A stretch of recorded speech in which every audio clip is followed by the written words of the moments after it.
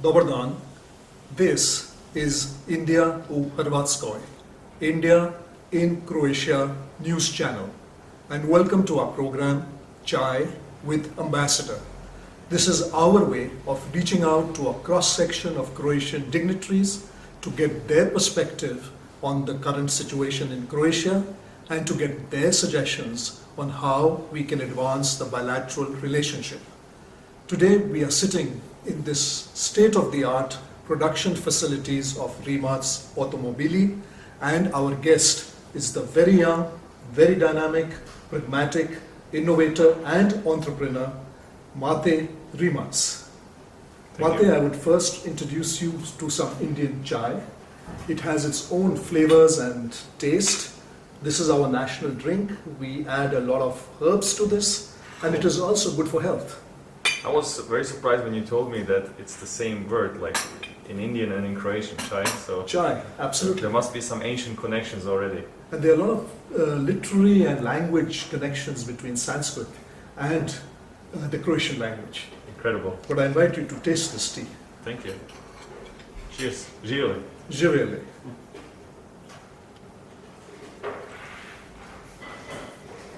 Interesting. And it's got health benefits. And in India we drink this a lot, and I see it is getting popular even in Croatia. It's good. I like it. And Rimac, you shot to stardom when you first introduced your fastest electric car in 2011 in Frankfurt. Can you take us through your incredible journey? And I know that since then you have evolved to the Concept 2 and many other systems and technologies that you have putting in place in this sector. Oh yeah, it's a long story.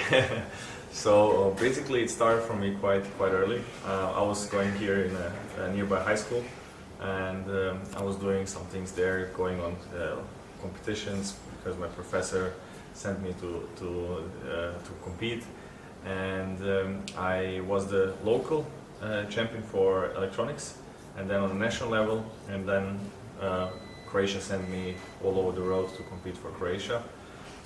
And I won a bunch of awards for electronics and innovation. Before I was 18, I had 2 patents, patent applications when I was 17 years old. But I was always crazy about cars. And when I was 18 years old, I bought myself an old 1984 BMW 3 Series, which was 4 years older than I am. And I was just using it for some little races, but the gas engine blew up. And then I decided to combine my 2 passions, electronics and cars, and built an electric car out of that BMW. And in the beginning, you know, the car was not so good, it was not so reliable, it was slow and so on. But my goal was to prove that electric cars can be fast and exciting as gas-powered cars, or even better. So I improved the car, it got better and better. I raced against gas-powered cars and started winning, which was very surprising for everybody because nobody has done that with an electric car before. And in 2011 I broke 5 FIA and Guinness World Records with that car. But my idea was not just to improve an old BMW, but actually to make my own car from scratch. And it's a very long story. And I believe the car was produced in this very facility. Oh no, actually we moved a lot of times. So first the BMW was done in my parents' garage, and then when the company started, we first had a little place here nearby, Soundboard, where we built the first car. When we built the first car, it was shown in Frankfurt in 2011. We were 6 people in the company, absolutely having no idea what we were doing. Everybody was doing it for the first time, and we didn't have any experience. We didn't have enough people. We didn't have money, so we were sleeping on the floors of the company. Not paying the bills for the electricity and for the rent, and just barely managed to do this, what we were doing, with first investors coming in and so on. But to build a car, car companies, they don't really produce a lot by themselves. Most of it comes from suppliers. And when I wanted to build my car in the beginning, I didn't want to build all the systems.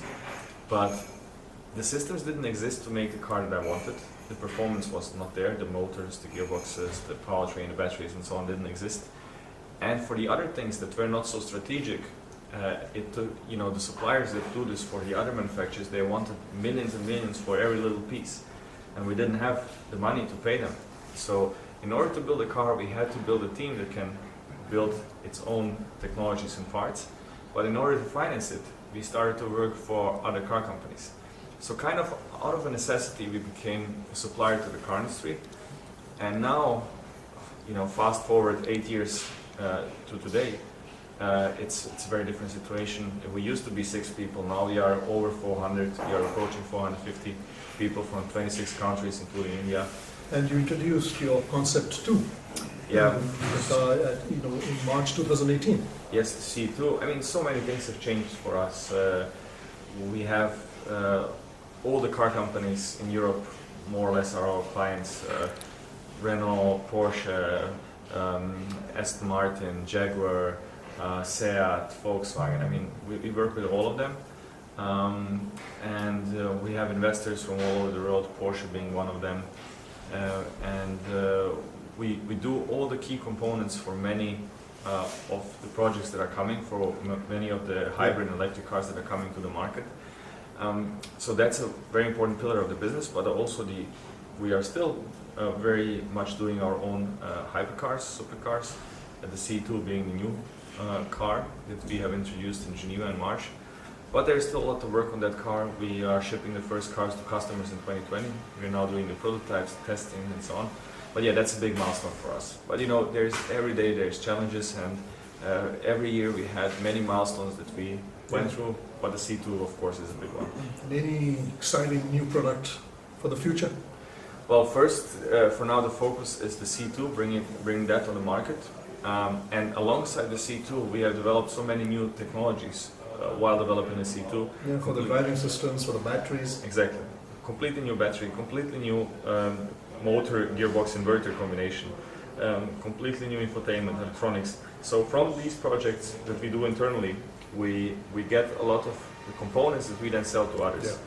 Yeah. And then we have a lot of interesting projects going on with our customers, with the car companies, where we do batteries and powertrain and infotainment and connectivity for them.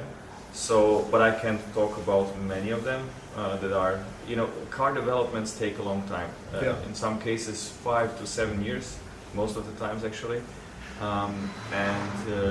We get involved very early in the projects. And as you know, the car companies are very secretive, and what we do now might come into the market in 2023 or beyond. Sure, the Prime Minister of Croatia and your Economic Minister and Finance Minister are very pleased that you are still Croatian, you are growing, and you're getting Croatia such a big name in the business sector. Yeah, well, one of our goals from the beginning was not just to build a company and a car and all of that, but also to show what's possible to do here. Yeah. Because everybody thought it's completely impossible and totally crazy what we are doing, and it is in a way impossible. I think the chances of getting here from where we started were like, 3% maybe, and we still have a long way to go. So the chances are higher now, but they are still not, that high that we make it in the long term. We are still a startup, but also to create jobs here. So some things that would be easier to outsource, we want to do here, because we want to create the jobs here and not in Germany or Austria or Italy and so on. So that's why we are also quite big in terms of headcount, whereas, for example, other small car manufacturers are much smaller than us because they outsource a lot more. So small Croatia, big ideas, big innovations, and big employment opportunities at Rimac Automobili. Yeah, and we still think we are still at the beginning, so we have come a long way from where we started. But a lot of expansion plans. Yes, a lot of expansion plans, new facilities, a lot more people than we are today, also at locations. Correct. And I met at least a few Indian engineers here when I walked into this office. I believe they are the second largest workforce that you have in your facility. Yeah, interestingly, we have a lot of Indian colleagues, about 20 of them, I think. Amongst the 26 nationalities that we have after Croatian, they are the most, they are the second largest after Croatian. Are you from Tata Technologies? We also have colleagues from Tata Technologies, from Mahindra here as well, but also people that just came here from different companies to work here. We have Indian people that came from Mercedes, from Bosch, from many different companies. Excellent. And this is a growing trend in Croatia because I see that there is a shortage of engineers, of construction workers, and I see many companies now looking at the Indian market for employment of such personnel. Well, actually, the colleagues from India, they approach us, so we get lots of applications from Indians. We don't actively advertise in India or Correct. something, but I guess that the Indian people are looking for opportunities to move to Europe. And why not Croatia, right? Yes, exactly. Now they're good workers? Oh yes, definitely. Well, we get a lot of applications and we select the best, but the people that come here are great. Excellent.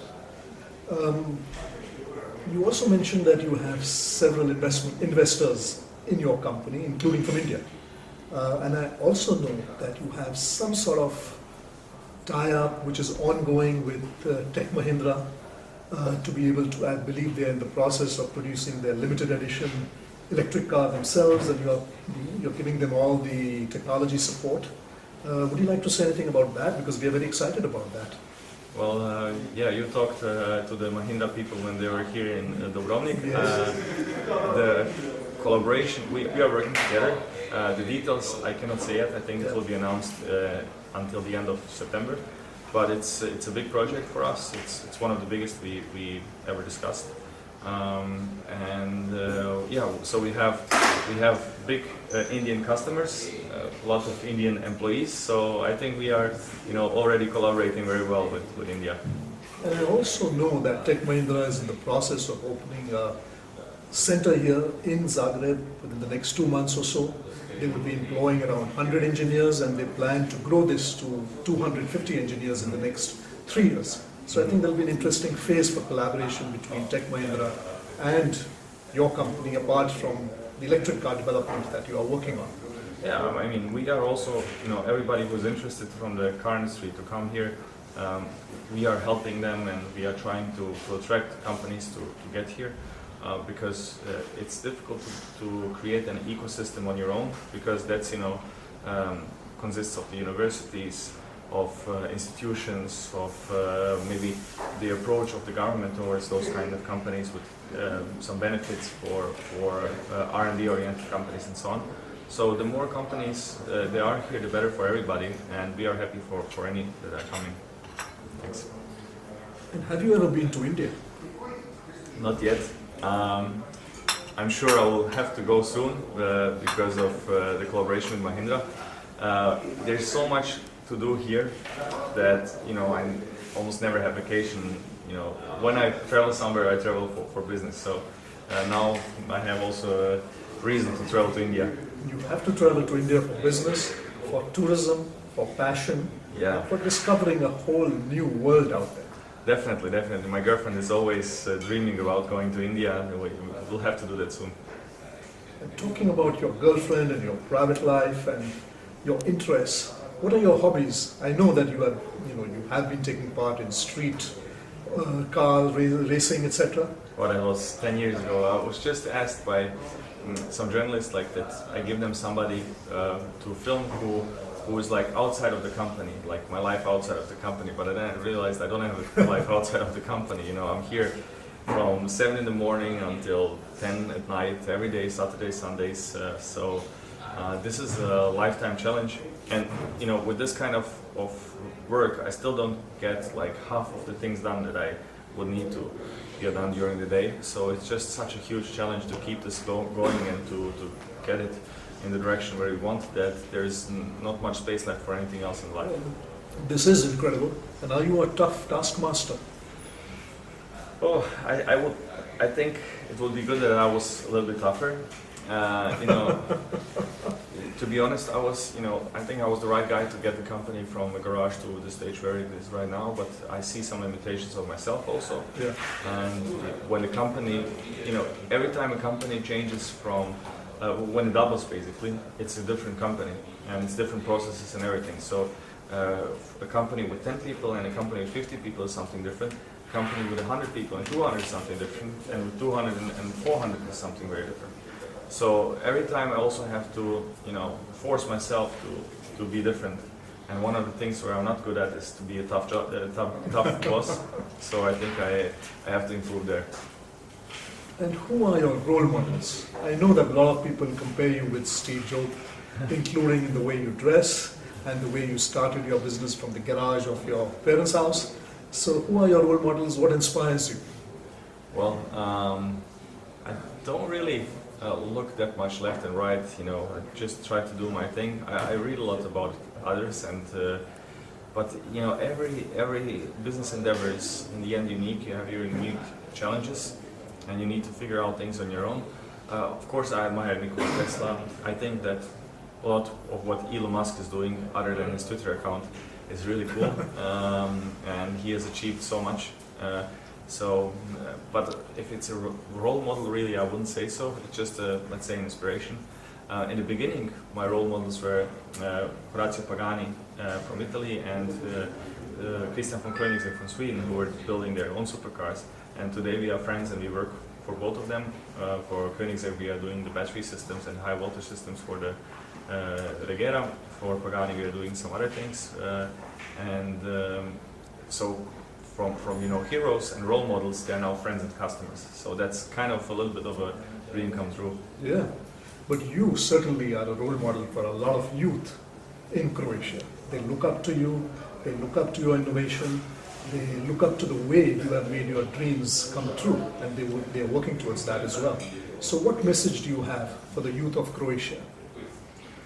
I think, first of all, to see that it's possible to do something great here, and something that nobody would have guessed would happen in Croatia. Something that people would have thought it's impossible to do here, and that's what many people told me from Croatia, but also from outside of Croatia. And still, when they hear about this happening here, when they see the car and ask where it's produced, and you say it's in Croatia, they can't believe.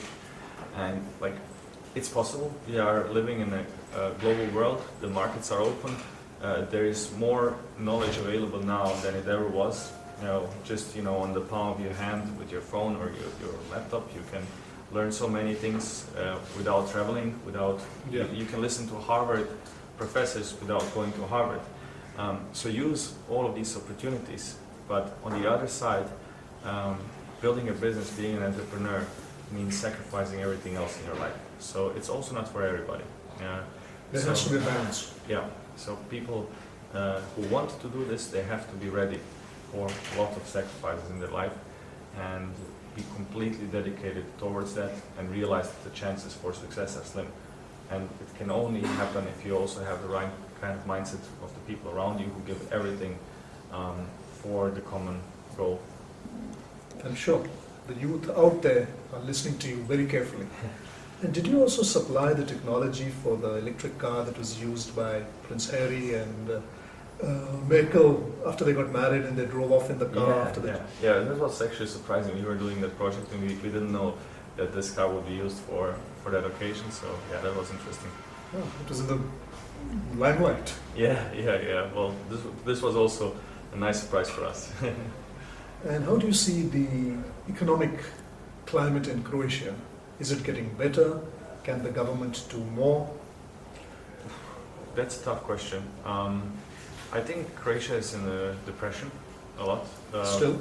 Yeah, both economically, but especially from the mindset. You read every day in the news that people are moving out, that there are buses of people that go to Germany, to Austria and Ireland, US and so on. And unfortunately mostly also highly educated young people. And who can blame them? There's simply not enough opportunity for those people in Croatia. People are better paid in other countries. I think Croatia lacks, in Croatia it's very popular to blame the politics for everything. I don't think the politicians are to blame for absolutely everything. They have a big, of course, responsibility, but I think the biggest problem is that Croatia doesn't have a clear strategy of what Croatia wants really to do. Like Estonia, has a clear strategy to become the leader for digitalization and IT, and they are going in that direction and doing everything to achieve it? What does Croatia want to be? In which direction does it go? Like, I know that some other countries, like for example UK, have huge incentives to develop the industry around future mobility, electric cars, autonomous cars, and so on. And they really invest in that way and do everything to support businesses that are going in that way. Croatia doesn't have that strategy, and it's struggling with, just being, unfortunately, one of the worst economies in Europe, with a lot that comes with that. So we don't have enough money for, the retirements. We don't have enough money for healthcare and all of that comes as a result. So the politics are putting out fires instead of thinking strategically and long term.